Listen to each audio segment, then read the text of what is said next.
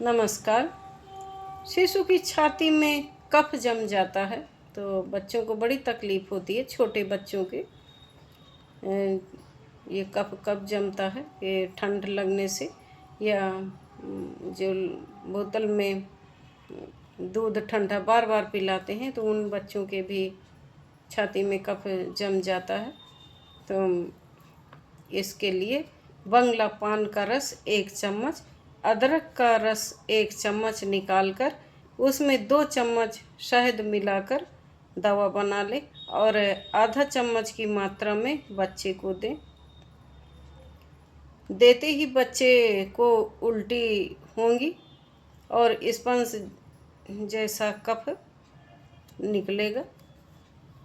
फिर 1 चम्मच और दवा दें। कुछ देर बाद फिर कुछ स्पंज जैसा निकलेगा, जो कफ जमा है वो बाहर निकल जाएगा उल्टी के द्वारा, और उल्टी के बाद शिशु एकदम ठीक हो जाएगा।